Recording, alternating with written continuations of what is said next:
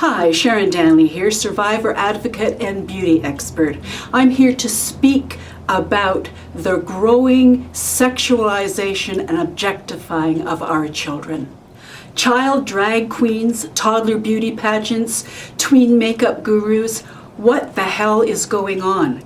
As a decades-long sex abuse advocate and a master artist keeping up with researching the world of makeup and hairstyling, while also demystifying the propaganda in the beauty industry, I happened across a video of a 9-year-old self-proclaimed drag queen named Letitia, whose mother does his makeup and states of her 8-year-old boy, "You feel overwhelmed with pride that your child is expressing themselves."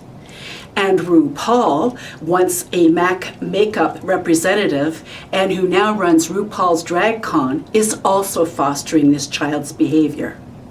This issue is becoming well documented as to its harmful effects on our youth.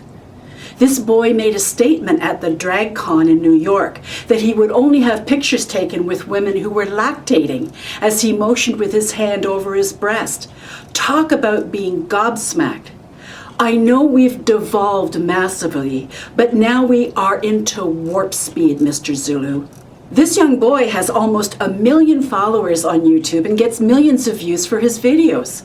Bottom line, this is massively contributing to pedophile heaven and is a haven for lost little kids to find some obviously much needed attention, no matter how sick, twisted, or perverse it is.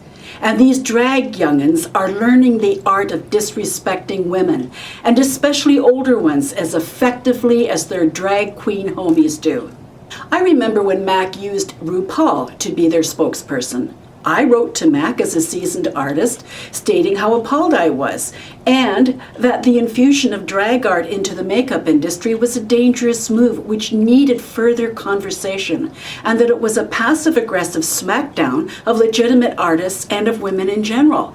Of course, I received no reply, and received hate because of my stance, but mostly from a certain faction of the gay community and those who feel the need to support them no matter what they say or do.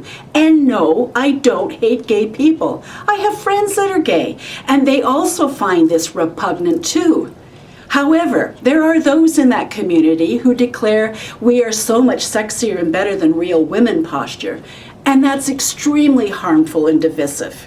Given my many decades of experience on this planet, up until recently, I had come to the conclusion that generally men tend to sexualize their emotions and women tend to emotionalize their sex.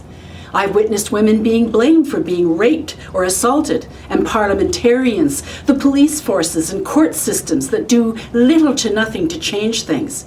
I've heard gay men talking about women behind their backs with the most vile comments, but smooth as silk to their faces. I've been privy to a longtime male gay friend sharing that he simply ached to have his father's embrace as a child, but never received it. I've experienced gay women bullying me for wearing lipstick and being well-groomed. And I've witnessed pedophiles bribing young children with food. And I don't speak for all in any sector, or the ones who don't act this way. The need for emotional attachment, attention, love, basic needs, and the world of deviant sexuality intertwine far too often, and it's growing at a great rate.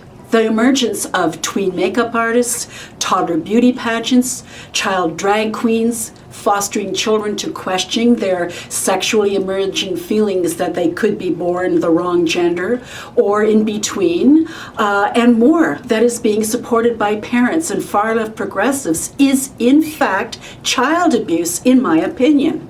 There is nothing cute or progressive about any of this, but of course, pedophiles and other sexually deviant people point the finger at those that speak up and out about this perversion.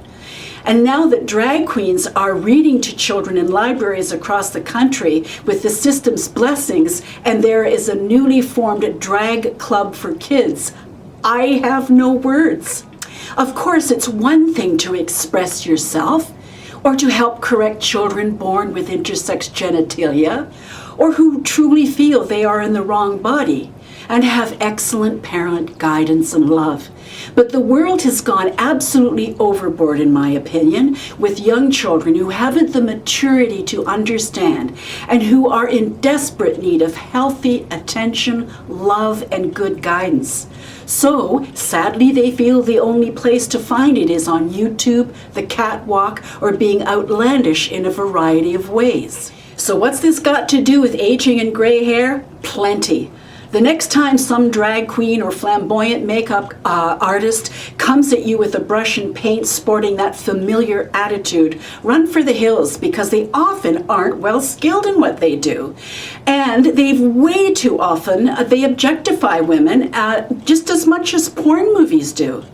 Again, I am not referring to all these people, but the many who act this way. So I encourage you to write a letter, email, blog, or comment with respect and about the issue, not the person.